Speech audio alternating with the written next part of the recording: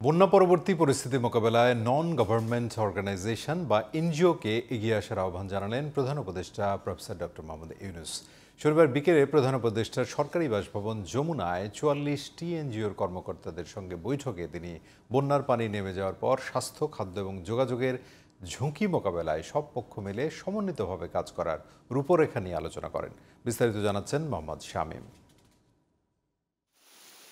টানা ভারী বৃষ্টিপাত ও বাঁধ খুলে দেয়ায় ভারত থেকে নেমে আসা উজানের পানির কারণে দেশের বিভিন্ন এলাকায় স্মরণকালের ভয়াবহ বন্যায় পানিবন্দী লাখো মানুষ। কুমিল্লা, ব্রাহ্মণবাড়িয়া, ফেনীসহ ১২টি জেলায় বন্যার পানি বিপদসীমার উপর দিয়ে প্রবাহিত হলেও গত ২৪ ঘন্টায় বৃষ্টিপাত না হয় বন্যা পরিস্থিতির উন্নতির দিকে। তবে বন্যা পরবর্তী ঝুঁকি, বিশেষ করে খাদ্য, স্বাস্থ্য, বাসস্থানের বিষয়ে বন্যাতদের পাশে দাঁড়াতে সবাইকে এগিয়ে আসার আহ্বান জানান প্রধান উপদেষ্টা ডক্টর মোহাম্মদ ইউনূস।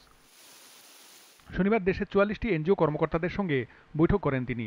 বৈঠক শেষে এক ব্রিফিংয়ে বন্যায় ক্ষতিগ্রস্ত দেশের সাধারণ মানুষকে সহায়তা করতে এনজিওর গুরুত্বপূর্ণ ভূমিকার কথা উল্লেখ করে এই কাজে তাদের সম্পৃক্ততা জরুরি বলে জানানো হয়। একটা জায়গাতে বেশি ত্রাণ যাচ্ছে, কিন্তু ভেতরের জায়গাগুলোতে ত্রাণ যাওয়া এখনও ডিফিকাল্ট।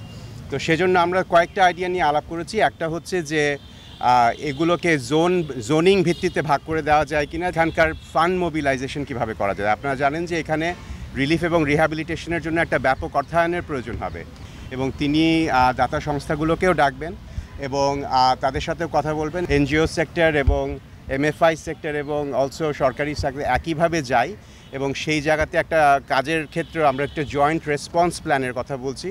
দেশের সব শ্রেণী পেশার মানুষ বন্যার্তদের পাশে থাকায় সবাইকে প্রধান উপদেষ্টা শুভেচ্ছা জানিয়েছেন বলে জানান প্রধান প্রেস সচিব। সবাই যাতে সমন্বিতভাবে সহায়তার মাধ্যমে এই দুর্যোগ কাটিয়ে উঠতে পারে, সেজন্য এর একটি রূপরেখা তৈরি করা হচ্ছে বলে জানানো হয় ব্রিফিংয়ে। উনি চাচ্ছেন যে এনজিওরা যে কাজটা করবেন সেটা যেন খুবই কোঅর্ডিনেটেড ওয়েতে করে, যাতে যেই লোকগুলো উনি বলেছেন যে পানি তো আমরা যেটা দেখছি যে নামা শুরু হয়েছে, এরপরে যেই কাজটা সেটা আসলে সবচেয়ে মোস্ট ইম্পর্টেন্ট। কালকে আপনারা দেখেছেন টিএসসির সামনে, এটা তো এটা রিমার্কেবল সিন। তো ওনার কথা হচ্ছে যে এই যে তরুণদের যে উদ্যোগ, সে তরুণদের যে প্রেরণা, তার সাথে জন্য সারা বাংলাদেশের সবাই যেন একত্রিত হয়ে এই বন্যাতে ঝাঁপিয়ে পড়ে। বন্যা পরবর্তী দুর্যোগ মোকাবেলায় কীভাবে সহজে সর্বোচ্চ সহযোগিতা করা যাবে সে বিষয়ে বেসরকারিভাবে যারা সম্প্রতি বন্যা নিয়ে ঘনিষ্ঠভাবে কাজ করেছেন তাদের সঙ্গে আলোচনার মাধ্যমে একটি সর্বোত্তম পন্থা বের করতেই এই বৈঠক। Mohammad Shamim, GTV news, Dhaka.